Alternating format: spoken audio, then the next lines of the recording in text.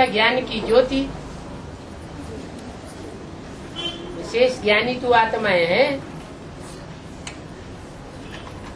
जिन्होंने बाप के ज्ञान को विशेष धारण किया हुआ है,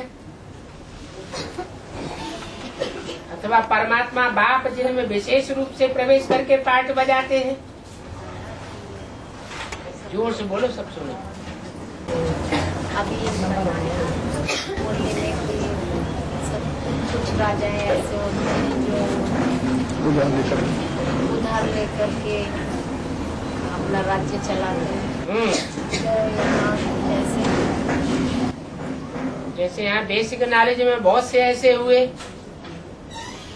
कि ब्राह्मणों का जो काम है ज्ञान लेना और ज्ञान देना, ज्ञान का मनन चिंतन मंथन करना और मंथन करके नई नई बात निकालना, वो काम नहीं किया।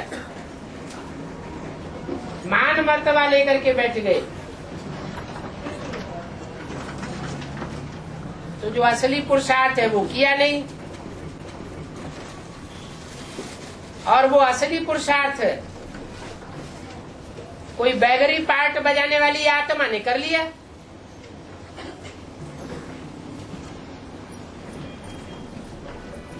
वो कंट्रोल ही करते रह गए। यहाँ ब्राह्मणों की दुनिया में दूसरों के ऊपर कंट्रोल करना, राजाई चलाना, डायरेक्शन झाड़ना, इससे भाग्य बनता है या बिगड़ता है? बिगड़ता है। यहाँ तो ब्राह्मणों का बाप खुद कहते हैं, बच्चे I am your most obedient servant.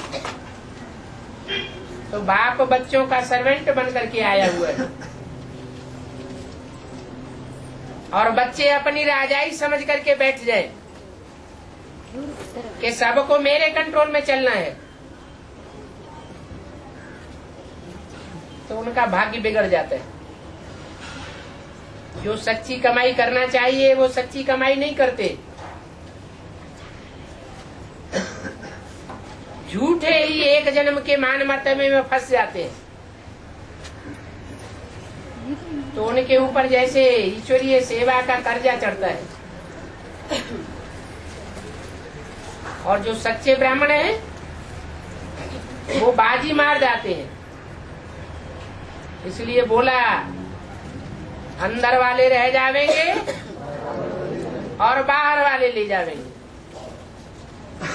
अंदर वाले अर्थात जो सरेंडर होकर के चल रहे हैं, दुनिया को ये दिखाते हैं हम तो ईश्वर के बच्चे बन गए, ईश्वरीय कार्य में सरेंडर हो गए,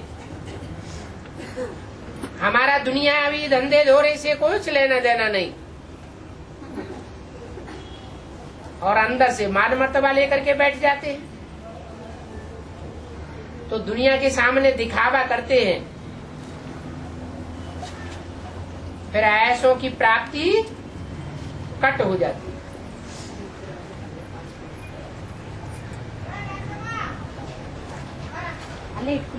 तो सतयुग के आखिरी जन्मों में राजाई पद तो पावेंगे, लेकिन वो राजाई उनकी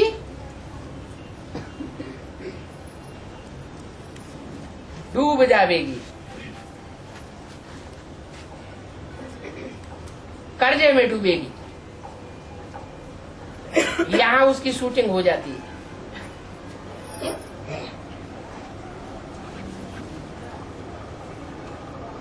सेवेंटी 76 में राम वाली आत्मा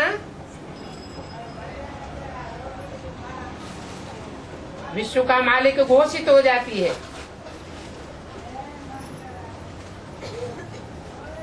और उन्हें एहसास होता है कि हमने जो प्राप्ति करनी थी वो नहीं कर सके, हम घाटे में आ गए।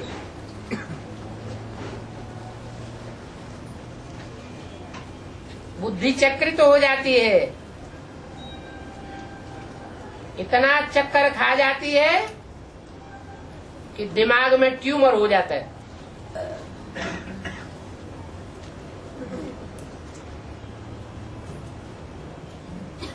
तो शूटिंग के हिसाब से सतयुग का जो आखिरी महाराजा बनेगा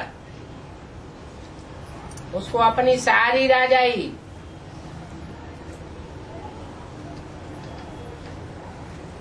कर्जे के आधार पर राम वाली आत्मा को सौंप देनी पड़ेगी।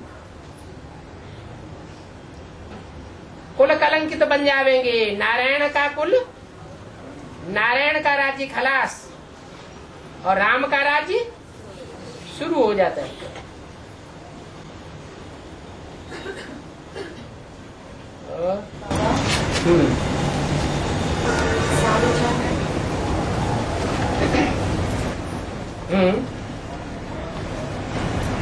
हर आत्मा उनको परिणाम जाना है।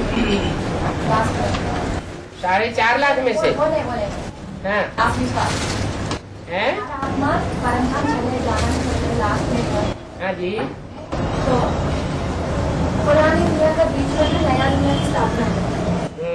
दादा किसी जन्म लेते हैं तो फिर परमधाम का क्या? कुछ आत्माएं बुद्धि योग से ही परमधाम को इस सृष्टि पर उतार लेती है। जो बुद्धि योग से इस सृष्टि पर परमधाम को उतारती है उनकी संख्या है 4.5 लाख।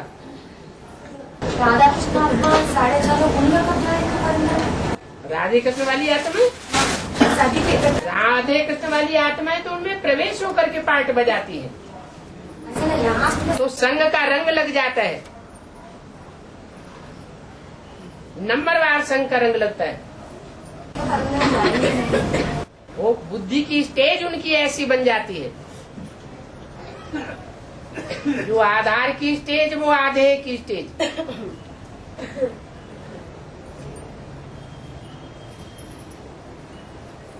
तो 9 लाख नहीं जाएंगे क्यों? परमधाम नहीं जाएंगे। 9 लाख परमधाम की स्टेज का अनुभव कर लेते हैं। इसलिए 2036 तक जनसंख्या कितनी हो जाती है? 9,16,108। बाकी लास्ट में तो सबको एक साथ जाना ही पड़े। 9 लाख नहीं जाएंगे। जाने आने की बात कहाँ होती है? वो तो बुद्धि की स्टेज की बात है। अभी भी कोई अनुभव करते हैं कि हमारी बुद्धि की स्टेज बहुत ऊंची बनती है।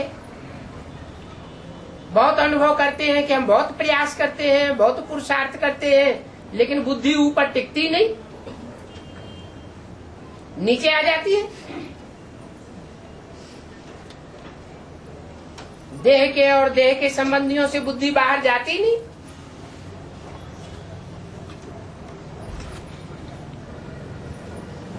इसलिए कपाल को कहते हैं सहस्त्रासार, कि मनुष्य के शरीर में ही ब्रह्मांड है। वो ऊपर है या नीचे है? आत्मा की ऊंची स्टेज की बात है। नहीं तो ये बात मुरली में नहीं कही जाए कि तुम बच्चे परमधाम को इस सृष्टि पर उतार लेंगे।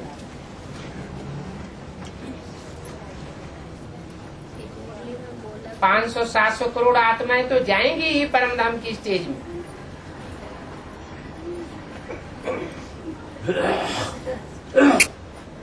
और बाबा एक मुरली में बोला कि सभी आत्माएं एक साथ जाएंगे जाने के समय, लेकिन आने में नंबरवार। तो अभी आप कह रहे हैं कि 9 लाख तो जाएंगी ही नहीं। कहाँ नहीं जाएंगी? परमधाम बुद्धि की स्टेज अगर ऐसी परमधाम की स्टेज निराकारी स्टेज बन गई, निराकारी निर्विकारी निरहंकारी स्टेज बन जाए तो जाने आने की बात रह जाती है क्या? ब्रह्मांड है कि नहीं है? ब्रह्मांड है। ब्रह्मांड माना कोई ऐसा स्थान नहीं है अलग से। पृथ्वी के चारों ओर वायुमंडल है, वायुमंडल के चारों ओर स्पेस है, स्पेस के चारों ओर परमधाम है। तो कोई एक दिशा में है ये चारों ओर है। आत्मा एक दिशा में रहेंगी झाड़ बना करके, या ऊंची स्टेज की बात है। पृथ्वी के 5 तत्वों से परे होने की बात है। तो चित्र में जैसा बताया गया है शांतिधाम के चित्र में, वो तो समझाने के लिए वहां भी गोल चक्कर दिखा दिया है। ऐसा गोल चक्कर इसीलिए दिखा दिया है कि परे से परे स्टेज की बात बताई गई। जैसे पौधे हैं, पेड़ हैं, इनमें भी आत्मा है, लेकिन ठेठ जड़त्व में ही आत्मा है। वो आत्मा पृथ्वी के वलय के नजदीक रहेगी, और बुद्धि में जो जितनी तीखी होंगी वो उतनी दूर रहेंगी। कम बुद्धि वालों को घेर करके रहेंगी। इसलिए ईश्वर कहा जाता है। ईश माना शासन करता, वर माना श्रेष्ठ। तो नंबरवार श्रेष्ठ शासन करने वाले हो गए। सुप्रीम सोल है ईश्वर, सुप्रीम गॉडफादर। उसकी सुपरमेसी को कोई काट नहीं सकता। प्रजापिता वाली आत्मा भी नहीं काट सकती। वो परे की परे की स्टेज में रहने वाला है। फिर है नंबरवार। नंबर मात्र में वो 500-700 करोड़ आ जाते हैं।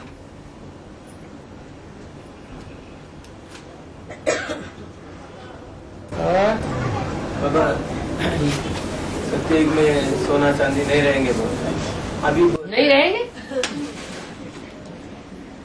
नहीं रहेंगे तो कभी कहा नहीं। ऐसा स्थूल तरीके से कुछ नहीं रहेगा। सोने की सूक्ष्म में उड़ता हुआ होगा, स्थूल ही होगा। अभी सारी खानियां जब त्रेता युग के अंत में अर्धविनाश हुआ तो सारी सोने चांदे हीरे जवाहरातों की खानियां जमीन के अंदर चली गई। अभी संपूर्ण विनाश होगा तो खानियां फिर से भरतू हो जाएगी।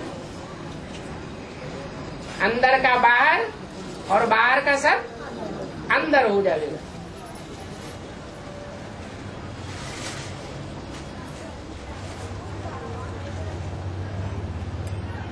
और तब उसका वैल्यू रहेगा बाबा। हाँ जी, सत्युग त्रेतायुग में स्थूल अरे भरपूर होगा। भरपूर तो होगा, उसका वैल्यू होगा। यहाँ तो बड़ी बड़ी दुकानों पे, जौहरियों की बड़ी बड़ी दुकानों पे जाते हैं तो थोड़ा देखने को मिलता है, और वहाँ तो ढेर के ढेर लगे पड़े होंगे।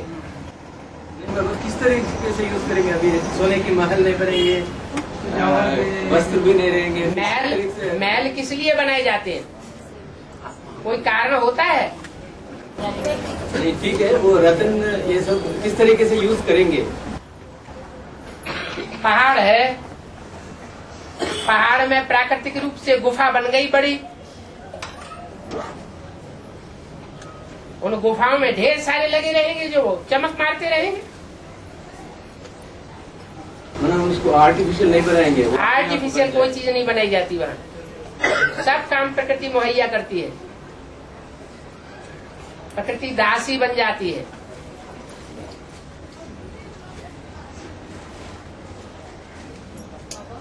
वैष्णवी देवी मंदिर में वैष्णवी देवी का स्टैच्यू को नहीं दिखाते हैं, परंतु 3 पत्थर को दिखाते हैं। लक्ष्मी, पार्वती, सरस्वती बताते हैं, ये भी वैष्णवी देवी। हाँ, वो आत्मिक स्टेज को प्राप्त करती है, इसलिए उनकी आत्मा की स्टेज दिखाई है।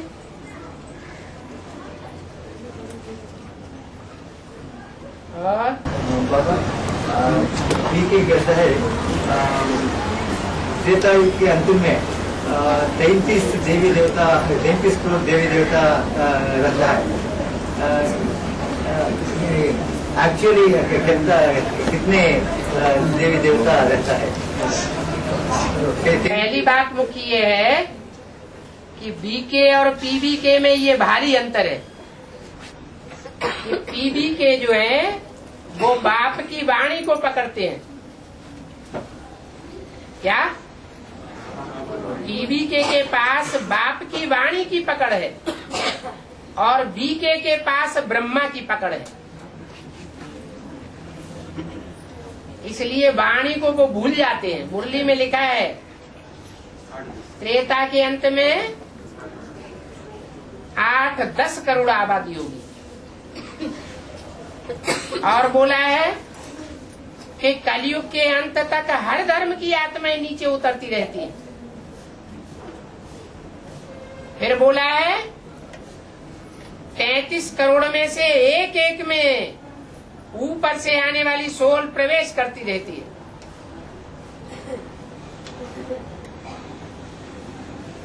तो इन सब बातों से जाहिर होता है कि हर धर्म की आत्माएं कलयुग के अंत तक नीचे उतरती है।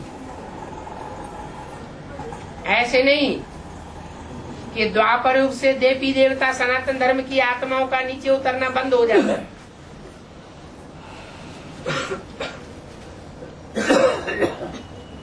अभी भी ऐसे ऐसे परिवार देखे जाते हैं विरल, जो हुजूम के हुजूम एक ही परिवार में पल रहे हैं। एक उनका मुखिया होता है और मुखिया की बात टालने की कोई में हिम्मत नहीं होती। और उस परिवार में इम्प्योरिटी देखने में नहीं आती।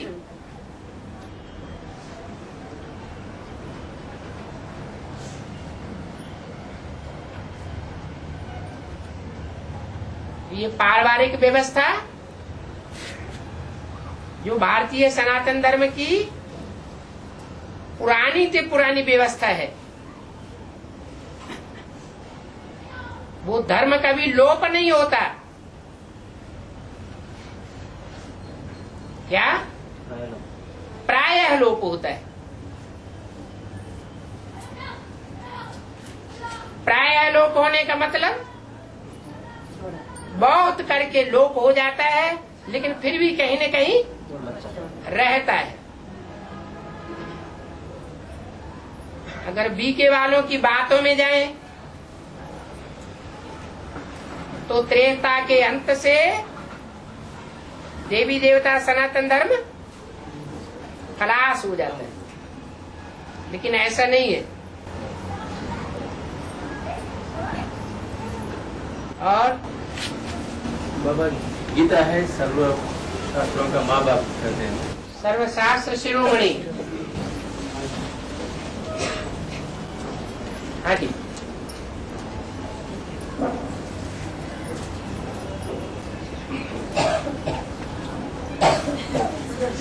बोलो बोलो, धड़ाके से बोलो।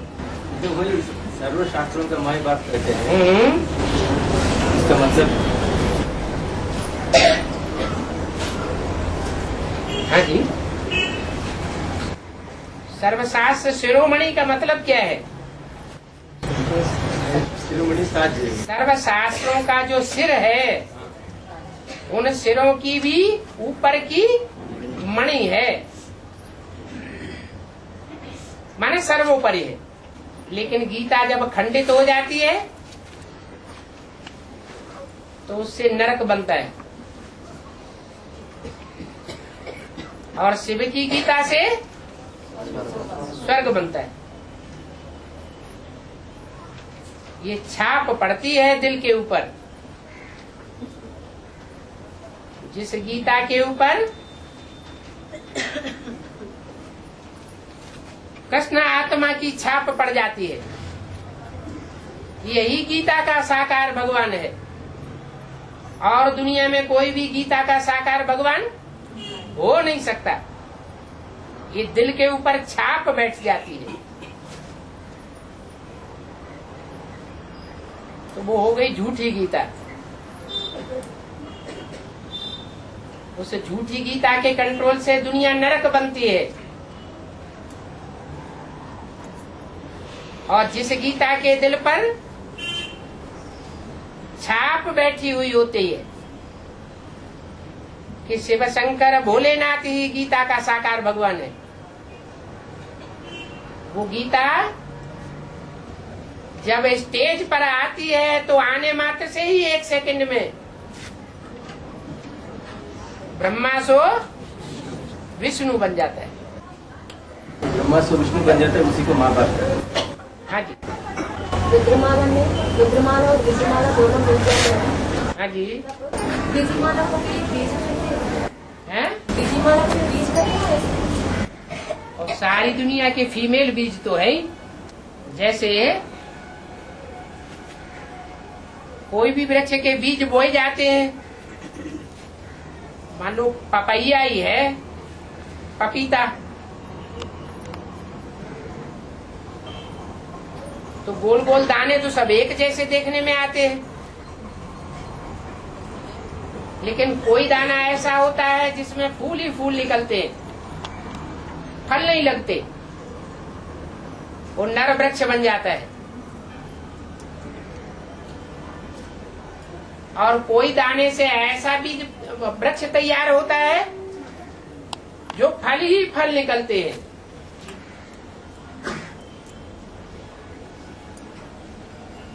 वो मादा वृक्ष हो जाता है।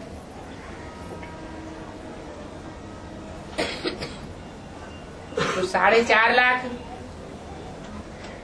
जो अपने शरीर से कंचन काया बनावेंगे, उनमें आधे नर बीज और आधे मादा बीज। बाबा अभी एडवांस में चलने वाले को मतलब मर जाएंगे तो कंचन काया कैसे बनेगा? एडवांस में चलने वाले कोई मरते नहीं हैं, अमरनाथ के अमर बच्चे हैं। जैसे कहते हैं लक्ष्मण को क्या हुआ, थोड़े समय के लिए बेहोश हो जाते हैं, संजीवनी बूटी सुगाई जाती है तो फिर होश में आ जाते हैं। तो होश में आने और बेहोश होने की बात है, बाकी अमरनाथ के बच्चे कभी मरते नहीं हैं। अभी जो मुरली में इनको अनुभव है, ये बता सकते हैं यीशु इसमें कब प्रवेश हुआ, कैसा हुआ, क्या हुआ? ब्रह्मा को ये कह रहे हैं ना, तो ब्रह्मा कब बताया है?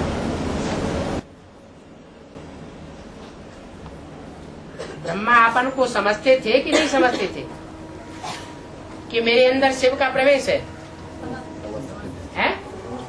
और मुख से कहते थे या नहीं कहते थे? हैं? नहीं कहते थे?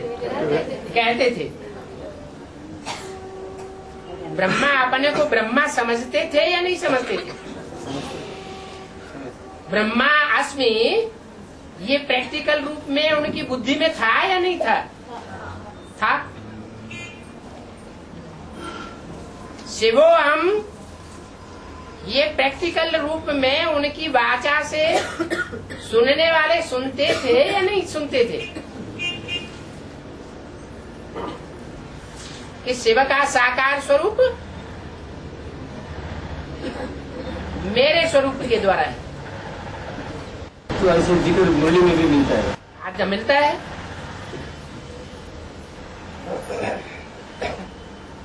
तो इससे क्या साबित हुआ? इसलिए मुरली में बोला है इस ब्रह्मा का चित्र नहीं रखना है, इसका चित्र रखेंगे तो इसका चरित्र तुम बच्चों के अंदर आ जाएगा, तुम बच्चे भी शिवो हम बन के बैठ जाएंगे,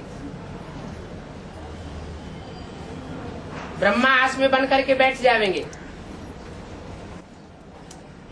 तो ऐसा कौन सी पॉइंट है दादा वो बात को टैली होने का? क्या मुरली में क्या वो खुद ब्रह्मा खुद कहते थे हमारा शिव है। कोई भी मुरली उठा लो,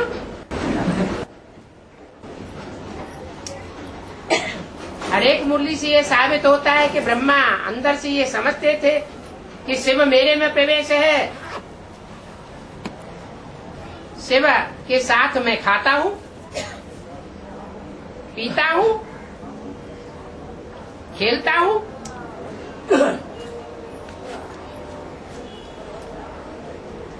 कोई प्रैक्टिकल में खाने पीने की बात थोड़ी है।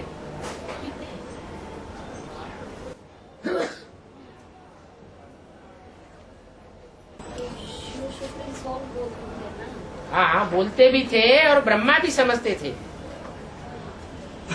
बोलते भी थे। प्रजापिता ब्रह्मा है ना, वो नहीं कहते ना बाबा। है, वो तो प्रजापिता है। वो ब्रह्मा नहीं कहते ना, वो बोला। वो तो प्रजापिता है। वो जानता है कि अगर मैं अपन को कहूँगा कि मेरे अंदर शिव है, मैं ब्रह्मा हूँ, मैं शंकर हूँ, अगर ये कहेंगे तो मुरली में क्या बोला है, हिरण्यकश्यप साबित हो जाएगा। नहीं कहते, सिर्फ कहने की बात नहीं है, समझने की भी बात है। बाबा ने किस गीत का गुण गाया है? बाबा कहते हैं ना गीता का गुण गाया। जिस गीता का गुण गाया वो सच्ची गीता होगी, व्यभिचारिणी गीता होगी या व्यभिचारी गीता होगी? सच्ची गीता कैसी होगी? सच्चा किस आधार पर कहा जाता है? सच्चा और झूठा।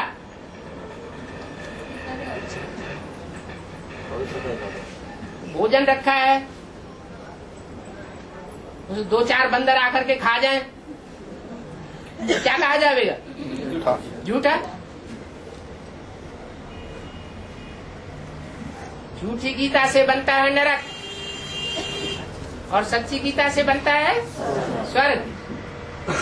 सच्ची गीता है शिव की गीता और झूठी गीता है कृष्ण की गीता।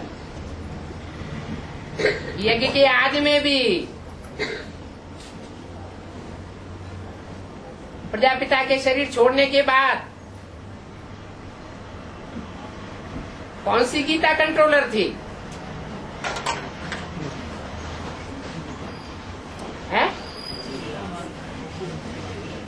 अरे यज्ञ के आदि में प्रजापिता के जाने के बाद यज्ञ में कंट्रोलर कौन थी?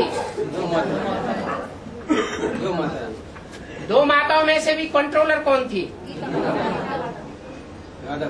वो गीता माता के ऊपर कृष्ण की छाप थी या यज्ञ के आदि वाले व्यक्तित्व की छाप थी? तो झूठी गीता हुई या सच्ची गीता हुई? आना क्यों नहीं करते?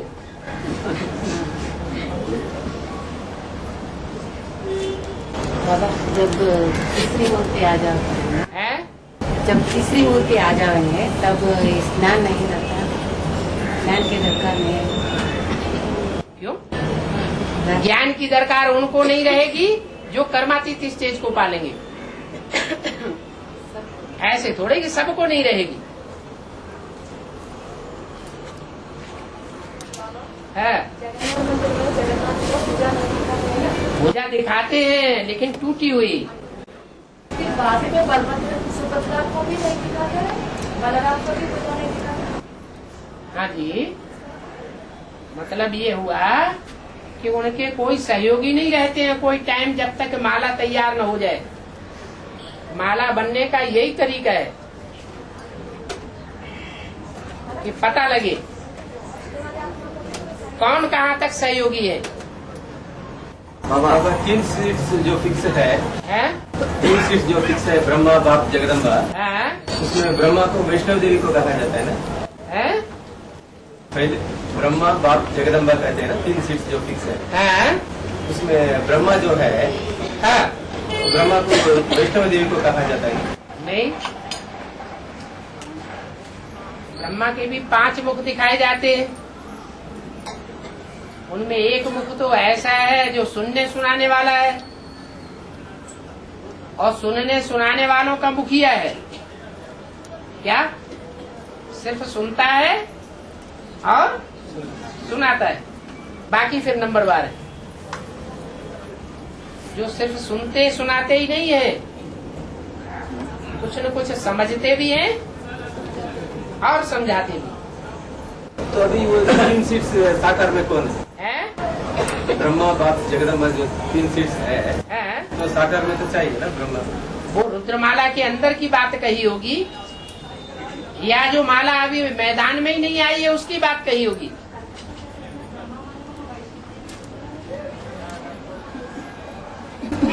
एडवांस में पहले ऐसे ही करते थे ना, ब्रह्मा मना वैष्णो देवी को करते। ब्रह्मा से विष्णु बनता है। विष्णु कोई एक व्यक्ति नहीं है। विष्णु माने 4 आत्माओं का कॉम्बिनेशन। वो 4 आत्माओं को भी चलाने वाला कोई और है। वो बाप है। हाँ जी, विष्णु को ब्रह्मा बोला है, 3 से फिक्स हुआ ना, ब्रह्मा बाप और तो जगदम्बा। साकार में तो वही हुआ ना, है? तब ब्रह्मा मना साकार में तो वही। नंबर बार बोला है। 3 सीट फिक्स हुई है, ब्रह्मा बाप और जगदम्बा।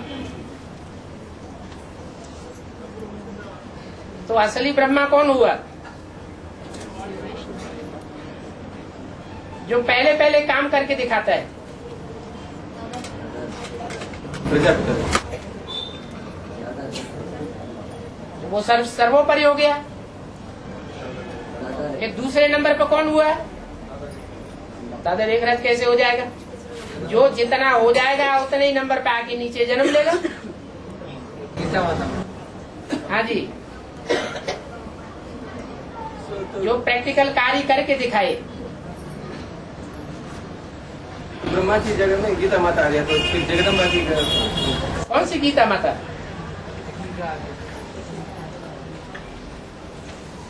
गीता भी कौन सी गीता? जो काम संपन्न करके दिखाए। यह सिर्फ गायन मात्र बन करके रह जाए। हाँ? एक होता है ज्ञान धारण करना, और एक धारण किया हुआ ज्ञान दूसरों तक पहुंचाना। तो असली धारणा कौन सी हुई? जो समझे भी और दूसरों को भी समझाए। प्योरिटी होती है तो खुद भी समझता है और दूसरों को भी समझाने में अव्वल नंबर जाता है।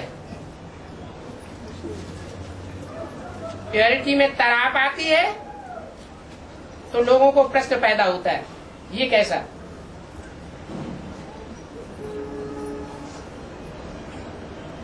तो सर्विस होगी, डिसर्विस होगी। लोगों की बुद्धि में बात बैठेगी, ये अनिश्चय पैदा होगा।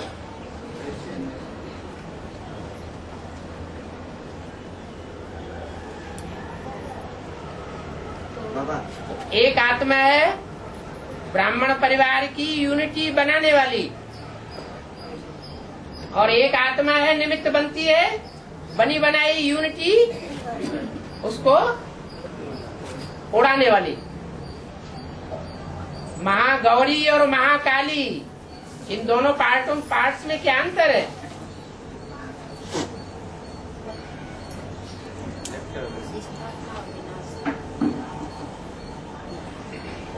जो स्थापना करते हैं वो पालना भी करते हैं। अभी त्रिमूर्ति चेंज हो गया। क्यों चेंज हो गई? अभी आपने बताया। क्या बताया? ब्रह्मा बाप और जगदम्बा।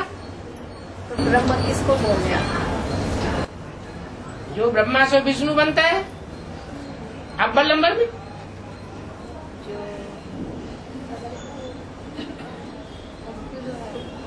वो अव्वल नंबर में विष्णु बनता है। जो सतयुग में राधा कृष्ण होंगे और संगम युग में जो राधा कृष्ण होंगे उसमें अव्वल नंबर कौन? फिर हाँ जी, बलि में 2 में भी शिव की प्रवेश थी। वैसे भी बताए दिया है कि शंकर की जगह अगर मम्मा को बैठाया होता तो समझाने में सहज हो जाता। क्यों सहज हो जाता? हाँ, क्योंकि वो असुर संहारिणी महाकाली का पार्ट बजाती है। कौन? जगदम्बा। ब्रह्मा, बाप और जगदम्बा, ये 3 सीट्स फिक्स हुई है।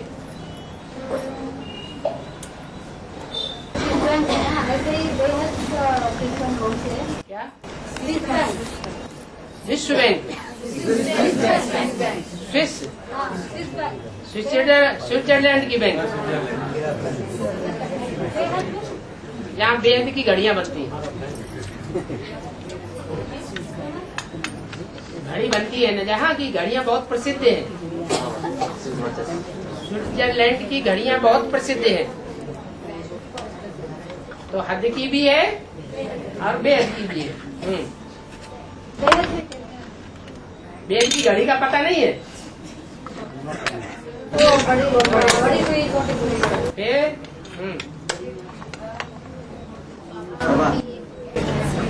अभी मुरली में बोले क्या बोला? आत्मा लीन नहीं होता है? अगर लीन हो जाए तो उसका अस्तित्व समाप्त हो जाए। है? सन्यासी लोग मिसाल देते हैं, आत्मा पानी का बुलबुला है, बुदबुदा। सागर में जो बुलबुले छूटते हैं ना, वो गोल गोल पड़ जाते हैं, जिसमें हवा भर जाती है पानी की, बुदबुदे कहते हैं उनको, बुलबुले है।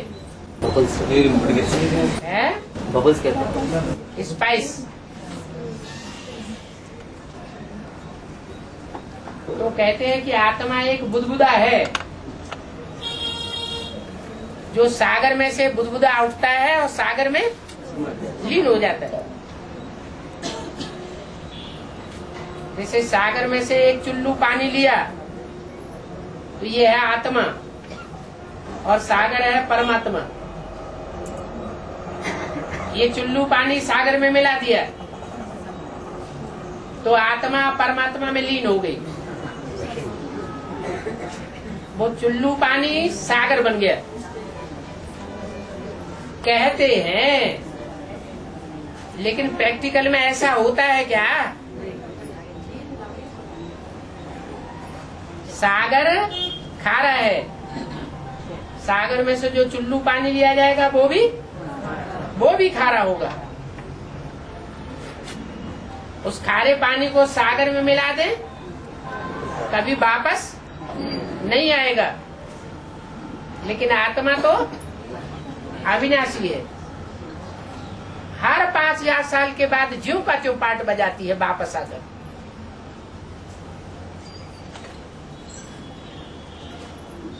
तो लीन कैसे हो जाएगी? हाँ, मन बुद्धि रूपी आत्मा स्मृति में लीन हो जाती है, वो सदाकाल के लिए नहीं, नंबरवार अल्पकाल के लिए मन मना बहु हो जाती है। कोई आत्मा लंबे समय तक निराकारी स्टेज में रहती है और कोई आत्माएं बहुत थोड़े समय के लिए निराकारी स्टेज में रहती है। जितना निराकारी उतना निर्विकारी और निरहंकारी। मुंबई में सागर की पानी मीठा हो गया है। मुंबई में है। सागर की पानी मीठा हो गया, न्यूज में बताया। वो क्या है, बरसात ज्यादा हुई, बहुत बरसात होने से बंबई में पानी इकट्ठा हो गया और सागर में ज्वार और भाटा आता है। तो जब ज्वार आया तो सागर का पानी किनारे पर उछाल मारता है और इधर से बरसात का पानी समुद्र में पहुंचता है, निकलने का रास्ता मिलता नहीं। तो सागर में जो पानी वहां पहुंचा, उन्होंने समझ लिया कि वहाँ मीठा हो गया। कहीं गुरुद्वारा या कुछ नजदीक है, उसके लिए वो गुरु की कृपा से हो गया ऐसा। तो सब कहने की बातें है ना। है। बाबा, भक्ति मार्ग में कहते हैं भगवान सर्वव्यापी है, और ब्राह्मण दुनिया में कहते हैं भगवान एक व्यापी है। भगवान एक व्यापी नहीं, एक व्यापी कहते हैं। है? कहते हैं बाबा, क्या कहते हैं? एक व्यापी है। ब्राह्मणों की, बेसिक ब्राह्मणों की दुनिया में कहते नहीं है कहते कि हैं भगवान सर्वव्यापी नहीं है। लेकिन फिर उनसे पूछा जाए एक व्यापी कहाँ है, तो बताते हैं? क्यों नहीं बताते? क्योंकि अपन को भगवान समझ के बैठ जाते हैं। वो समझते हैं हम स्वर्ग स्थापन करेंगे। भगवान के अंदर तो आता, भगवान तो ब्रह्मा के अंदर आता था, ज्ञान सुनाकर चला गया। अब स्वर्ग कौन बनावेगा? तो भगवान कौन हुआ? मनुष्य नरक की दुनिया को स्वर्ग बना सकता है क्या? नहीं बना सकता।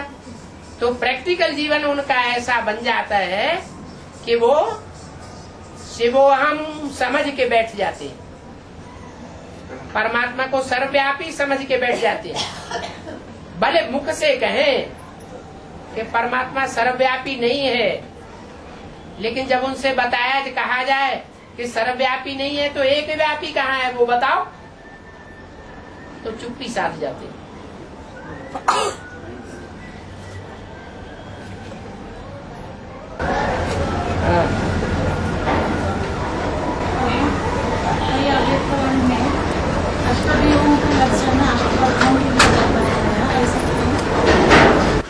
क्योंकि अष्टदेव ज्यादा पावरफुल होते हैं संगम युग में, या अष्ट रतन ज्यादा पावरफुल होते हैं? जो सूर्यवंश की विशेष 8 आत्माएं हैं, उनको भगवान बाप का सहयोग मिलता है, इसलिए वो ज्यादा पावरफुल होने के कारण उन अष्ट रत्नों में प्रवेश करके पाठ बजाती है।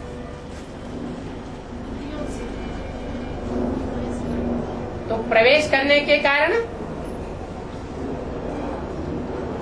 वो ज्यादा पावरफुल होती है। इसलिए उस अंतिम समय के पाठ की यादगार में बता दिया गया है कि अष्टरत्न के ये गुण हैं, अष्टदेव के ये गुण हैं, और दोनों के गुण समान हो जाते हैं। और उदयनगर में क्या है? उदयनगर है, उदयनगर में सूर्योदय होना चाहिए, उल्टा हो गया क्या? चंद्रोदय हो गया?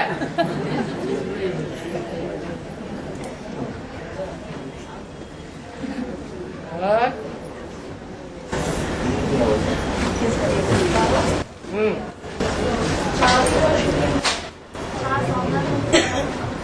है? पहले सब्जी की शूटिंग है, आगे की शूटिंग है, सबसे द्वापर की शूटिंग है 16 सितंबर। कलयुग की शूटिंग है कौन सी? कलयुग की शूटिंग में दिखाई नहीं पड़ा है? फिर? हाँ जी। और इतनी जोर से बोलो जो कान में आवाज पड़े। हाँ है? और क्या? किसके पैसों से बना है?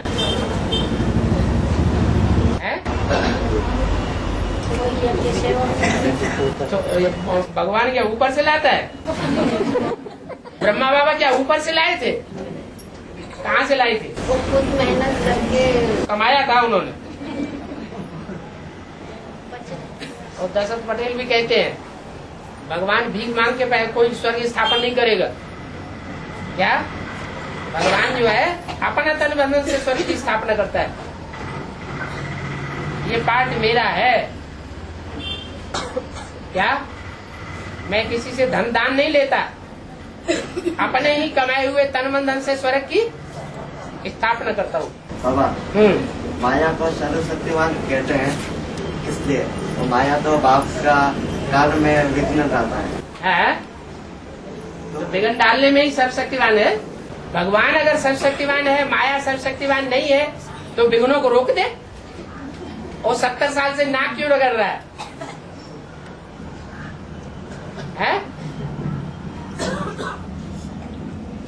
और भस्मासुर के डर से भागा भागा क्यों फिरता है? कंस के डर से गाँवों गाँवों में छुपा हुआ क्यों फिरता है?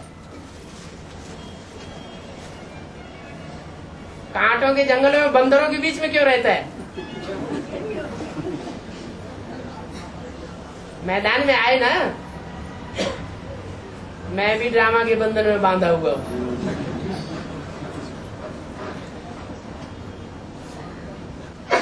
तो फिर ड्रामा चलाने वाला डायरेक्टर है? फिर ड्रामा चलाने वाला डायरेक्टर ड्रामा चलाने वाला डायरेक्टर कौन है? डायरेक्टर तो वही है जो पर्दे के पीछे रहता है, देखने में नहीं आता।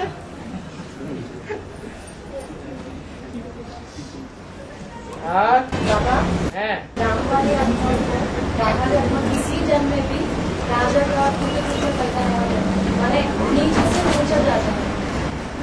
तुलसीदास,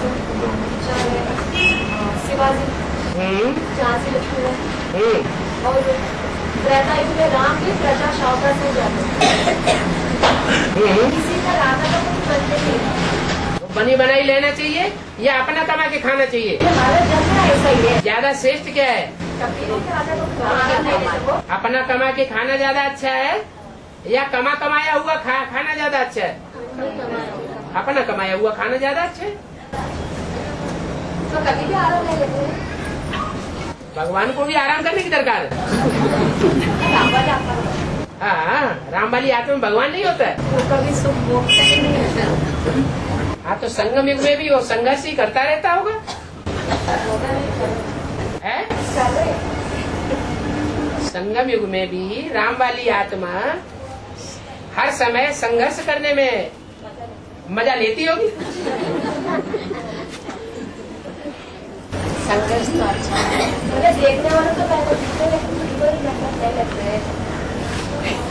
सत्य और असत्य का संघर्ष महाभारत युद्ध है।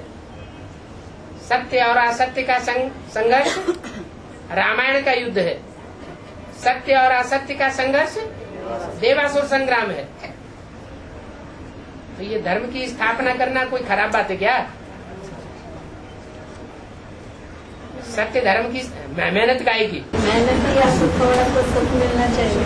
कोई अरे सुख आत्मा भासती है या शरीर को सुख होता है? तो शरीर के बिना तो सुख नहीं भोग सकते ना। अच्छा, करोड़पति, लखपति और मल्टी मिलियनर है, उनके शरीर को ज्यादा सुख होता है या जो कंकड़ों पे लेटते ही सो जाता है उसको ज्यादा सुख होता है? तो फिर बाबा अभी मुल्क में घुटने जो ना ऐसे कोई बोल क्या? अभी मुल्क चलाए उससे रात में घुटने ही बोल क्या नहीं बोला? गुड नाइट ही तो चल रहा है अभी। ब्रह्मा बाबा जब आखिरी दम पे आ जाते हैं सन 67-68 में, तो गुड नाइट बोलना शुरू कर देते हैं। और अव्यक्त वाणी में तो लगातार गुड नाइट ही बोलते हैं। तपस्या हो गई, उन्हें सुखधाम चले जाते हैं।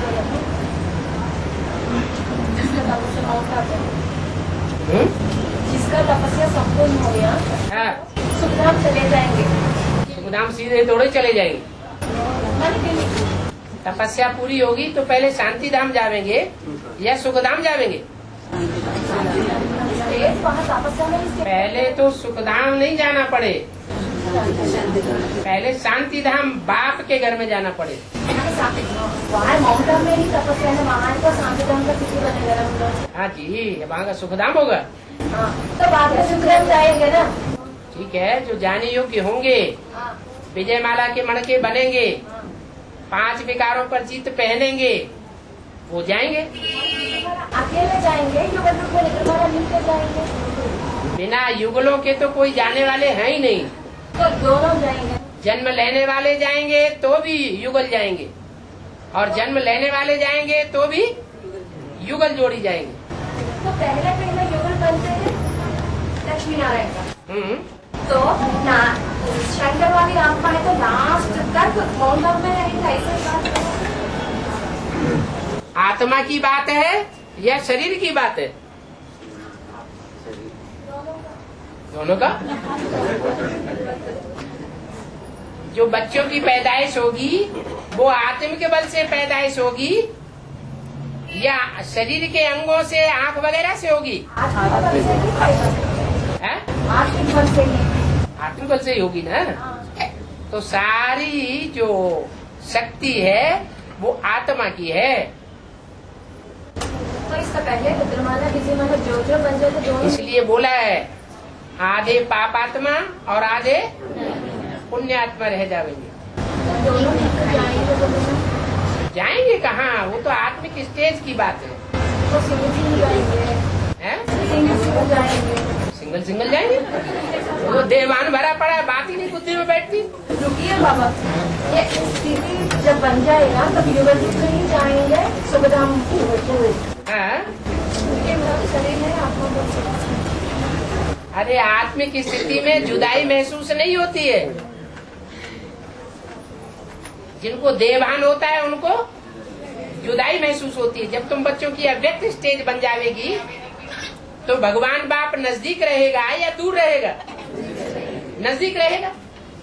तो ये कहेंगे कि शरीर छूट जाएगा क्या? तो विजयमाला के आत्मिक स्थिति रूप में जाएंगे, शरीर की स्थिति में जाएंगे। शरीर लगा हुआ है। अंत में ऐसी स्टेज होगी कि शरीर का भान रहेगा ही नहीं। और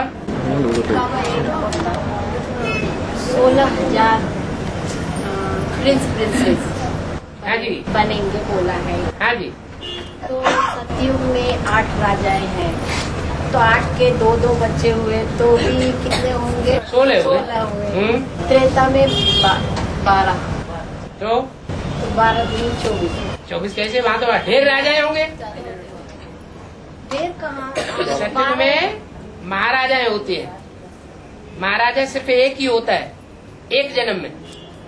और त्रेता में महाराजाएं नहीं होंगे, सम्राट नहीं होंगे। क्या होंगे?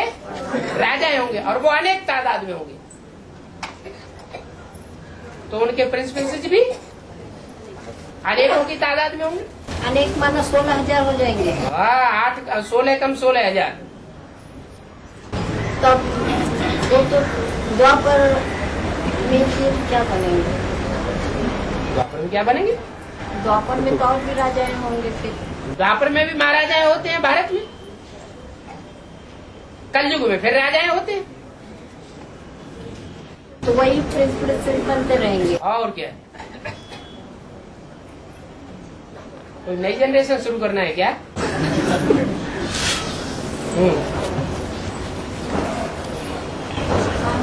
में सब अपना अपना पार्ट का संतुष्ट होंगे बताए सीरीज में। रावण भी बहुत अच्छा विलन का पार्ट बजाए। दूसरी तरफ पर्दा खोलने वाला है, तमाशा होने वाला है, कोई रोने वाला है, कोई हंसने वाला है, ऐसा भी बताया। फिर रोने वाला है तो फिर अपना पार्ट पर संतुष्ट होना है। ड्रामा में, रंगमंच में कोई विधवा का पार्ट बजाती हो, विडो का पार्ट बजाए, और विडो का पार्ट बजाते समय उसे हंसी छूट जाए, रोना ना आए, तो पार्ट अच्छा कहा जाएगा, बुरा कहा जाएगा? है बुरा कहा जाएगा ना। तो जिसको जो पार्ट मिला हुआ है वो तो पार्ट उसे बजाना ही पड़े। रावण का नाम ही है रावण, तो किस आधार पर रावण नाम पड़ा? जो दूसरों को रुलाता है, रुलाने वाला खुद रोता होगा कि नहीं रोता होगा?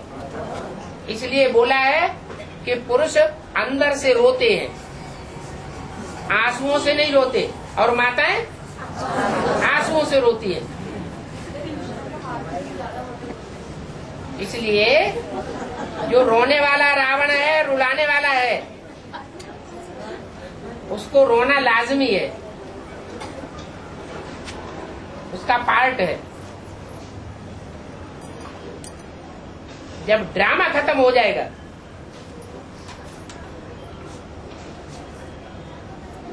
तो रंगमंच ही नहीं रहा, तो बड़ा ड्रामा शुरू हो जाएगा। बाबा, रावण का सिर पर गदा के दिखाते तो ब्रह्मा को बताना।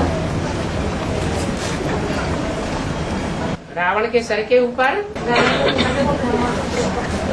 गदा कौन है? ब्रह्मा को बताया। किसने बताया?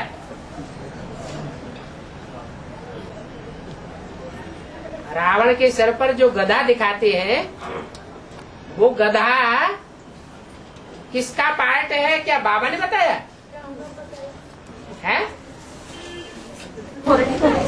हाँ, मुरली में तो आया है कि रावण के सर के ऊपर गधे का पार्ट होता है।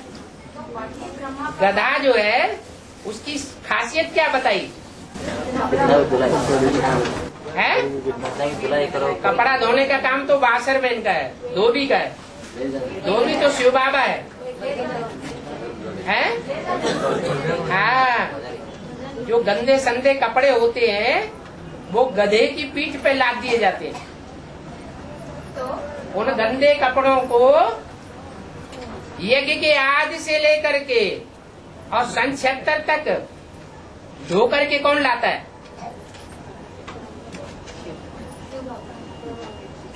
अरे अपनी पीठ पर धो करके कौन लाता है?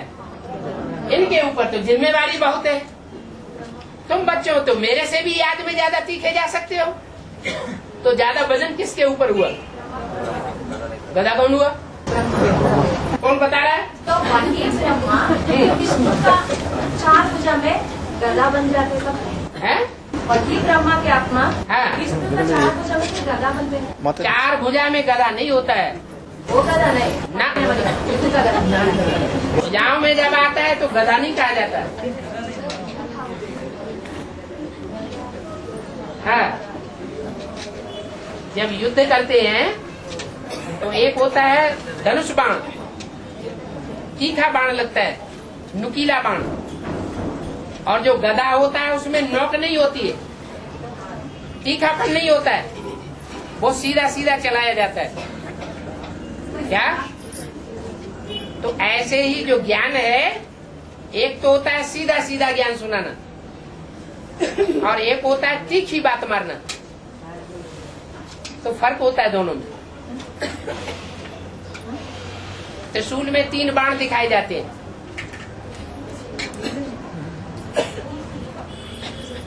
राम को बाण दिखाए जाते हैं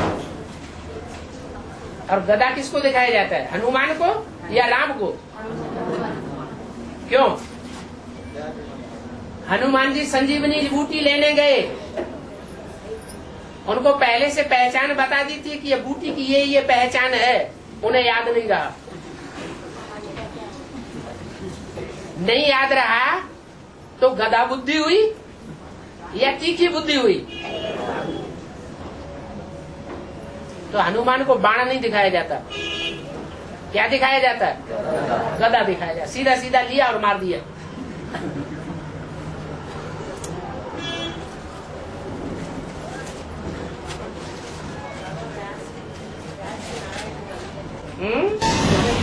व्यास नारायण बनता है, नारायण भी व्यास बनता है, जैसे ब्रह्मा वशिष्ठ बनता है। ब्रह्मा वशिष्ठ बनता है क्या? हाँ, ब्रह्मा तो कृष्ण के रूप में जन्म लेता ही है। वो वशिष्ठ क्या वशिष्ठ बनता है। बनेगा क्या? शास्त्रों में दिखाया हुआ है कि राम का गुरु कौन था? वशिष्ठ। तो जो विशेष रूप से पढ़ाई पढ़ाने के लिए बैठ गया, उसको फिर नाम रख दिया वशिष्ठ। वशिष्ठ जी कहते हैं राम को, हे राम, ये संसार जैसे बना ही नहीं। क्यों? क्योंकि खुद तो उन्होंने आराम से चैन की बंसी बजा करके सारा पुरुषार्थ कर लिया। किन्होंने? कृष्ण वाली आत्मा ने। और राम के लिए कहते हैं तुम ऐसे समझो जैसे दुनिया बनी ही नहीं, क्योंकि उनको अपने जीवन में संघर्ष करना है, इसलिए उनको ये पढ़ाई। इसलिए दो ऋषि विशेष दिखाए जाते हैं, एक वशिष्ठ जी और एक विश्वामित्र। विश्वामित्र को क्षत्रिय दिखाते हैं और वशिष्ठ को ब्राह्मण दिखाते हैं। क्या? जो वशिष्ठ जी हैं वो गऊ के स्वामी हैं, गऊ का स्वामित्व उनके हाथ में है। विश्वामित्र के पास वो गऊ नहीं थी, इसलिए उन्होंने मांगा वशिष्ठ जी से, ये गऊ हमको दे दो। वशिष्ठ जी ने मना कर दिया, हम नहीं देते तुमको।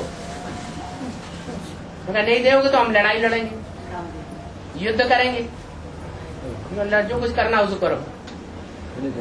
विश्वामित्र ने अपने बाण और अपने अस्त्र शस्त्र छोड़ना शुरू कर दिए। उनके सारे अस्त्र शस्त्र बेकार चले गए।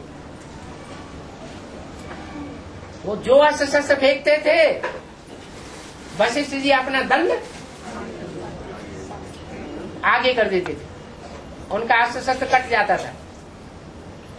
तो उन्हें ग्लानि आई विश्वामित्र को, धिक्कार है ऐसे क्षत्रिय बल को। ब्रह्म तेज का बल ही विशेष बल है, क्योंकि ब्रह्म तेज का बल आत्मिक स्थिति से पैदा होता है। और फिर उन्होंने फिर दोबारा तपस्या की और तपस्या करके ब्रह्म तेज हासिल कर लिया और उनसे गऊ ले ली। तो ज्यादा पुरुषार्थी कौन दिखाया गया? विश्वामित्र को।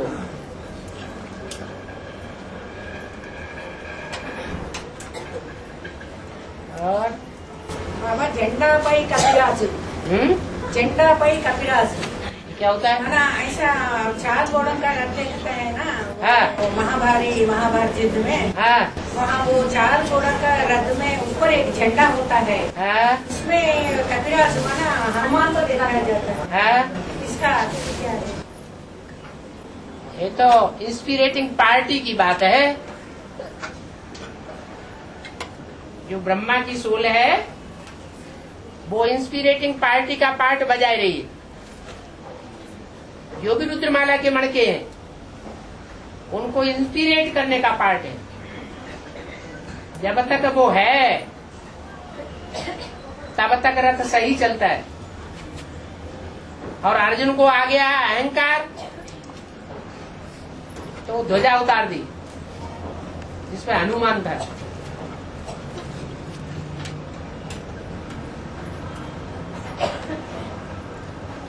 तो हारने लगे। यही अर्थ है। बाबा रुद्रमाला में हर धर्म की चिंता चले हुआ है ना, ऐसे विजयमाला में भी देखो सकता। जो विजयमाला की आत्माएं हैं वो दूसरे धर्म वालों के संसर्ग संपर्क में आती है क्या? कि संसर्ग संपर्क में आने से पहले ही अपने को स्वाहा कर देती है? तो छिलका होने का सवाल ही नहीं। वो तो जन्म जन्मांतर की पवित्र आत्माएं हैं। और रुद्रमाला के मणके उनके ऊपर तो दूसरे धर्मों का छिलका चढ़ता है, संग के रंग का।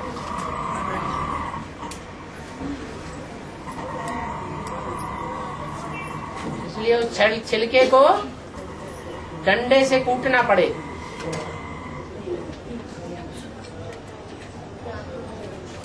और